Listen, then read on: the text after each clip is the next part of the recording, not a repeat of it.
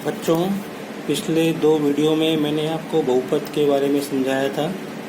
बहुपद की परिभाषा, बहुपद की घात, बहुपद के गुणांक आदि बताए थे।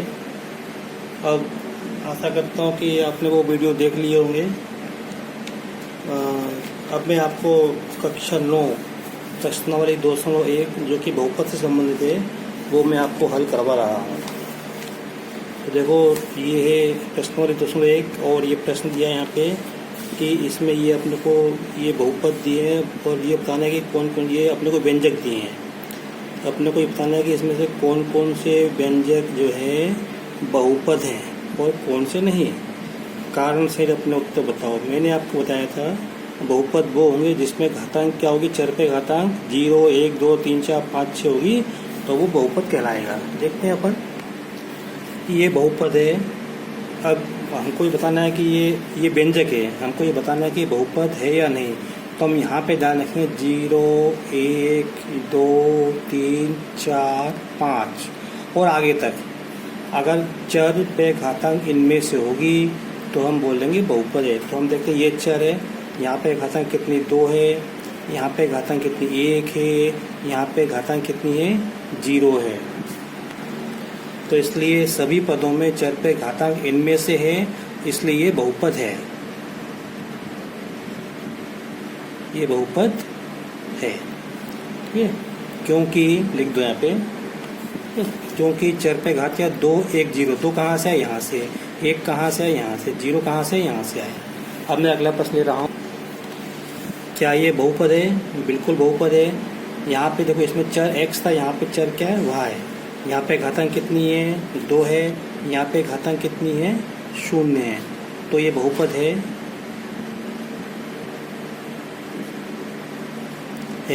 क्योंकि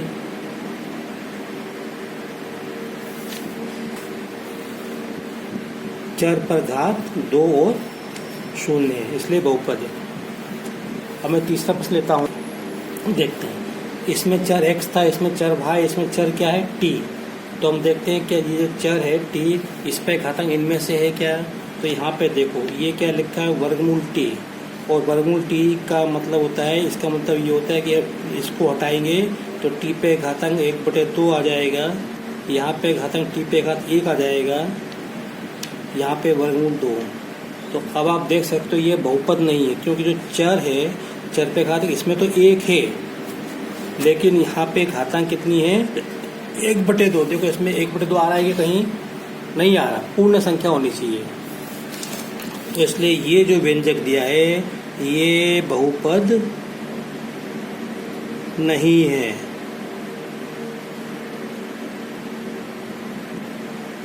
क्योंकि टी मतलब चर पे घात कितनी है 1/2, ठीक है।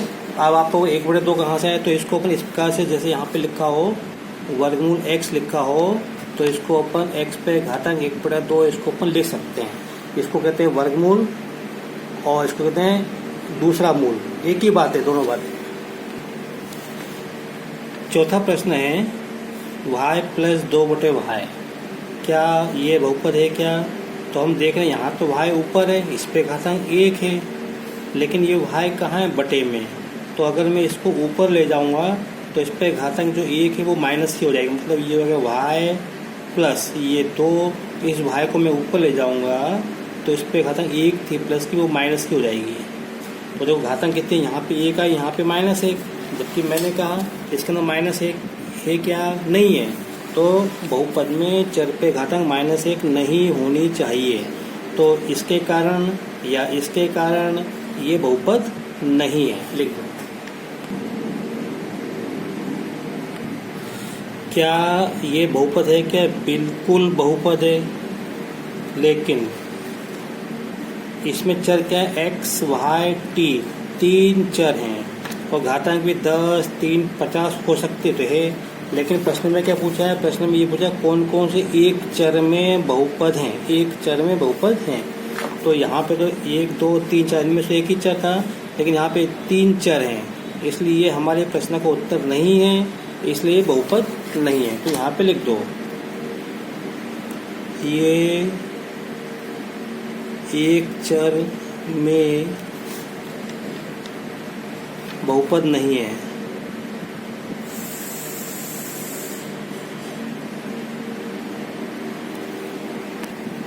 अब इसको आप अपनी कॉपी में उतार लें, फेयर कॉपी में उतार लें। इसको मैंने आपको प्रश्न हल करवा दिए हैं। अब देखो ये दूसरा प्रश्न है, ये अपने को बहुपद दिए हैं और उसमें पूछा है एक्स वर्ग का गुणांक। एक्स वर्ग का गुणांक मतलब एक्स वर्ग के गुणा में क्या संख्या है। तो देखो यहाँ पे एक्स वर्ग का गुणांक, यहाँ पे कुछ संख्या नहीं दिख रही, तो यहाँ पे एक है।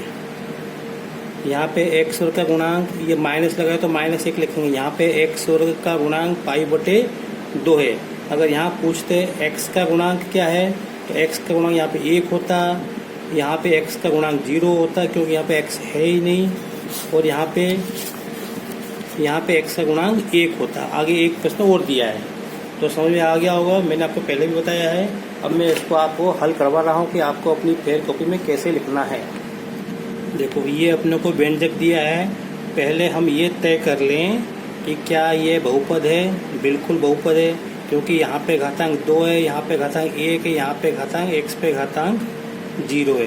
तो हमारी घातांक 0, 1, 2, 3, 4, 5 है, ऐसे आगे तक है, तो बहुपद है। अब हमको ये बताना है कि एक्स वर्ग का गुणांक मतलब एक्स वर्ग के गुणा में क्या संख्या है। तो अब देखो यहाँ पे एक्स वर्ग के गुणा में कोई भी संख्या हमको नहीं दिख रही है, नहीं दिख रही है, मतलब इसका 1 है वहाँ। यहाँ पे क्या है, 1 है। तो हम उत्तर लिख देंगे एक्स वर्ग का गुणांक कितना है, 1 है। बस प्रश्न में इतना ही पूछा था। अगर यहाँ पूछते कि x का गुणांक, तो x का गुणांक यहाँ भी 1 है। अगर पूछे तो अपने को इस प्रश्न में जितना पूछा उसका उत्तर ये है। अब मैं दूसरा प्रश्न ले रहा हूँ, 2 - x वर्ग प्लस x पे घात 3 में देखो x वर्ग का गुणांक यहाँ पे कुछ नहीं दिख रहा, तो अपन 1 ले लेते हैं। तो अब हमको यहाँ पे चिन्ह का भी ध्यान रखना है। चिन्ह क्या है, -1। तो यहाँ x वर्ग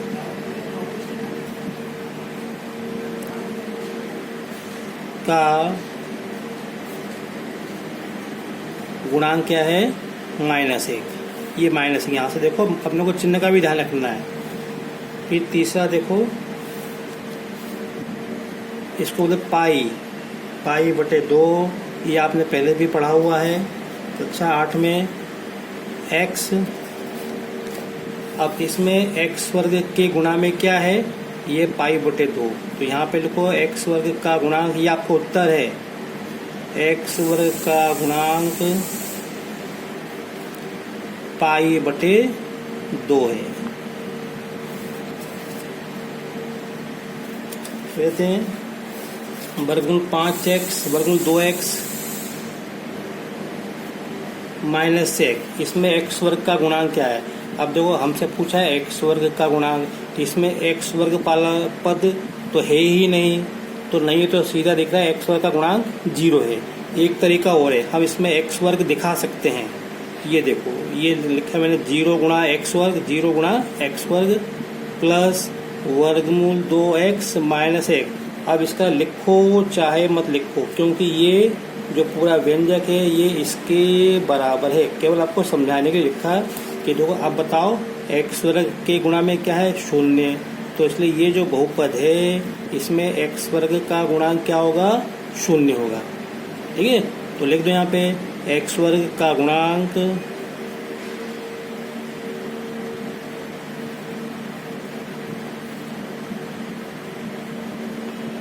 शून्य है।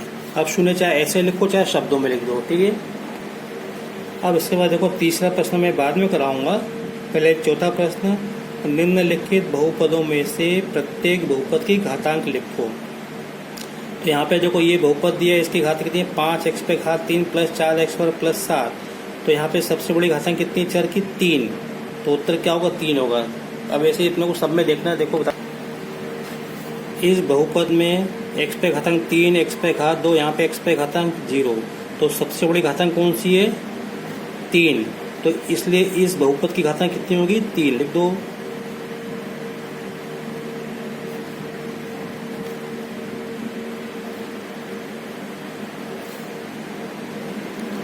दूसरा देखो यहाँ पे 4 माइनस वाई पे घात 2। तो यहाँ पर चर क्या है y, ये 4 तो संख्या है, चर क्या है y, इस पे घातांक कितनी है 2, तो आप लिख दो बहुपद की घात। अब इसमें चर क्या है t, तो इस पे घातांक कितनी 1, तो ये जो बहुपद है इसकी घातांक कितनी होगी 1, तो यहाँ लिख दो, ये उत्तर है आपका।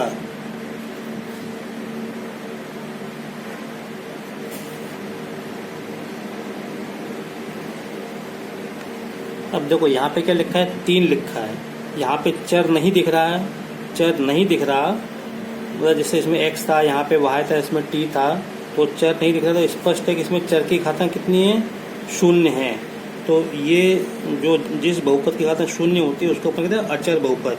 तो यहाँ पे बहुपद की घात कितनी है 0। अब यहाँ पे आप चाहे x लिखो चाहे y लिखो, लेकिन यहाँ घातांक कितनी होनी चाहिए 0 होनी चाहिए। तो ये जो बहुपद है यहाँ पे बहुपद की घात कितनी है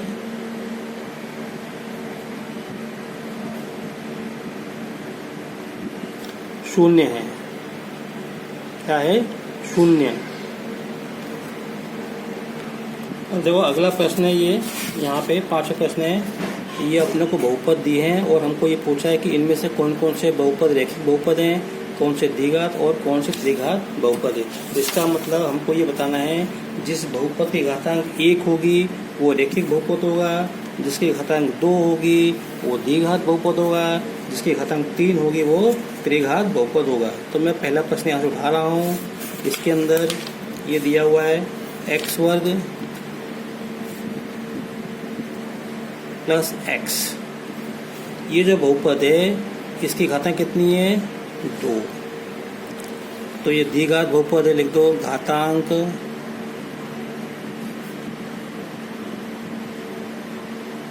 2 है,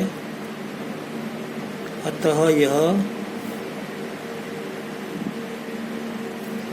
द्विघात बहुपद है। ठीक है, ये हमारा उत्तर हो गया द्विघात बहुपद। तो दूसरा देखो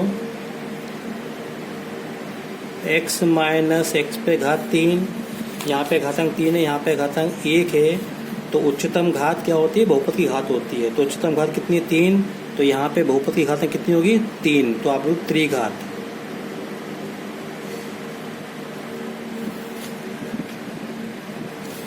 फिर उसके बाद तीसरा दिया है y प्लस y वर्ग प्लस 4, यहाँ पे घातांक 1 है, यहाँ पे घातांक 4 है, यहाँ पे घातांक 0 है, तो उच्चतम घात कितनी है 4, तो इसको लिख दो घातांक 4। अब जैसे रैखिक द्विघात त्रिघात के नाम होते हैं, इसके लिए कोई नाम नहीं है, बस घातांक 4 है। कितनी है घातांक 4।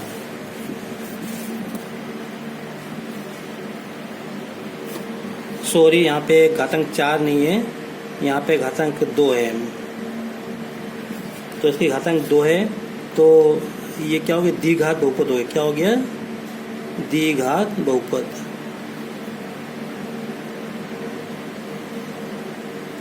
केवल आप द्विघात लिख दो या द्विघात बहुपद लिख दो, एक ही बात है।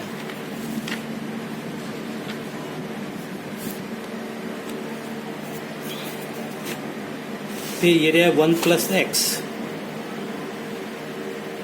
तो देखो ये बहुपद है, इसके यहाँ पे चर क्या है x पे घातांक कितनी 1, तो ये घातांक 1 है,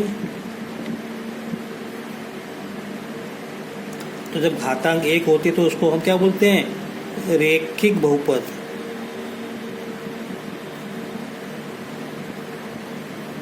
ये क्या है रैखिक बहुपद है, ये जो दिया है ये रैखिक बहुपद है। तो देखो बच्चों, ये आर स्क्वायर, यहाँ चर आर है जिसकी घातांक 2 है, इसलिए ये क्या है ये जो अपने को बहुपद दिया ये क्या है द्विघात बहुपद है। एक अगला प्रश्न है 7 x पे घात 3, इसमें चर x है, x पे घात कितनी है 3 है, इसलिए त्रिघात बहुपद है। आप सिंपली इसके आगे केवल जो त्रिघात भी लिख सकते हो, यहाँ पे द्विघात लिख सकते हो, यहाँ पे रैखिक बहुपद लिख सकते हो। मैंने ये आपको समझाने के लिए लिखा है इस वीडियो में इतना ही। अगर आपको मेरा वीडियो पसंद आया हो तो इसे लाइक करें, शेयर करें, सब्सक्राइब करें और मैं आशा करता हूं कि आज का काम आप आज ही अपनी फेयर कॉपी में लिख लेंगे, नोट कर लेंगे। धन्यवाद। Thank you.